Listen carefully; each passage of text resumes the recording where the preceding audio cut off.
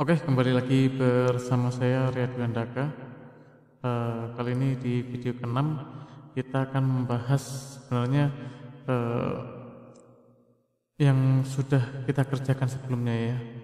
Nanti eh, kita akan berikan penjelasan dan bagaimana jurnalnya. Bagi yang baru pertama kali bergabung silakan scan barcode gitu ya untuk mengetahui soal apa aja yang akan kita bahas gitu ya.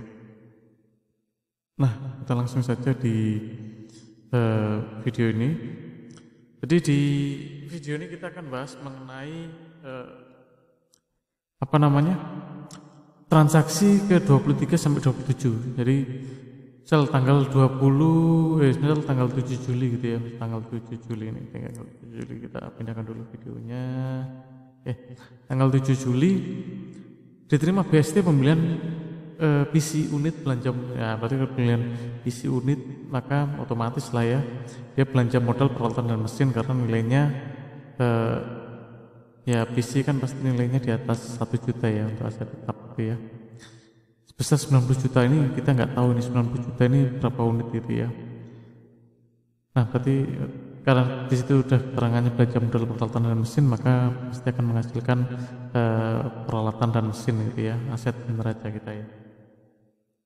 Nah di sini penjelasan gimana gitu ya, maka untuk tanggal 7 Juli itu penerimaan BST belanjanya bukan expendable tapi non expendable yang menghasilkan tadi BMN gitu ya, berupa belanja modal, maka akan menjurnalkan akan jurnal seperti KIS 17 ya, apa KIS 17 ini tiba-tiba langsung BST nggak ada kontrak, maka kita pertama apa jurnal anggaran komitmen belanja gitu ya, otomatis jurnal anggaran komitmen belanja langsung kita buat dan langsung kita apa namanya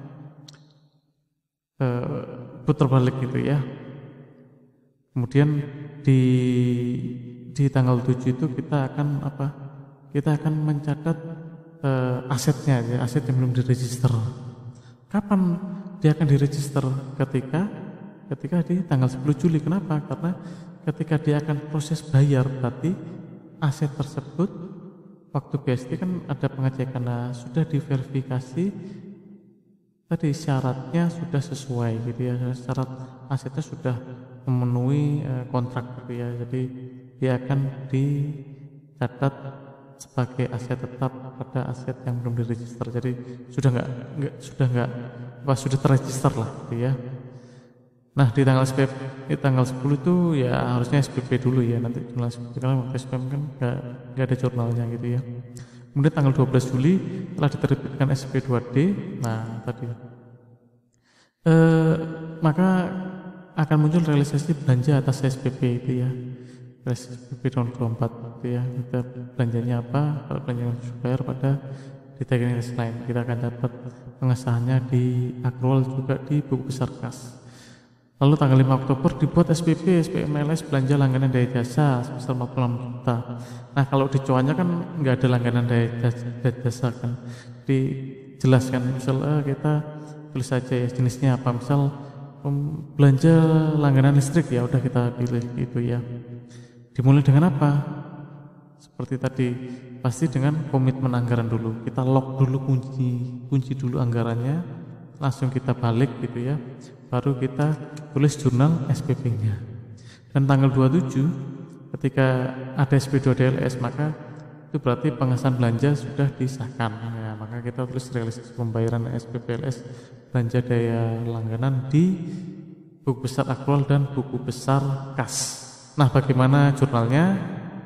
Nah ini ya jurnalnya untuk misal transaksi tanggal 23, jadi kan terima BST ya, kita bikin yang pertama sekuennya kan jurnal anggaran komitmen, habis itu karena kita sudah terima barang maka kita tulis aset tetap yang belum diregister pada utang yang belum diterima tagihannya. Ketika sudah cocok, sudah sesuai gitu ya, maka PPK gitu ya akan tadi meng-SPP-kan gitu ya, jadi kita tulis SPP-nya dulu gitu ya. Di utang yang belum diterima tagihannya pada belanja modal yang masih harus bayar. Lalu kita akan memasukkan aset ke dalam simak BMN ya, kita catat dalam modul BMN.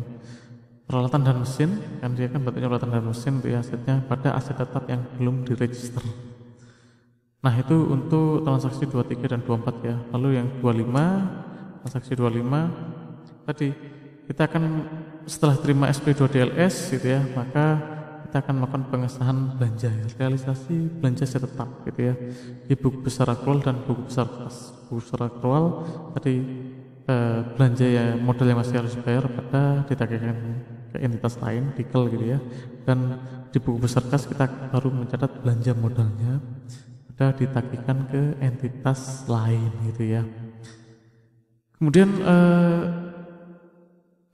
pembayaran atau ini ya, pembuatan SPP LS untuk langganan daya jasa ya, kita sebutkan aja belanja langganan listrik gitu ya. Kita pertama sebenarnya tetap sama, bikin mencatat anggaran komitmen belanja barang dan jasa, kemudian kan kita terima tagihannya ya udah kita langsung kita balikkan tadi jurnal anggaran komitmen, baru saat SPP kita tulis bebannya gitu ya, beban langganan listrik pada belanja yang harus dibayar.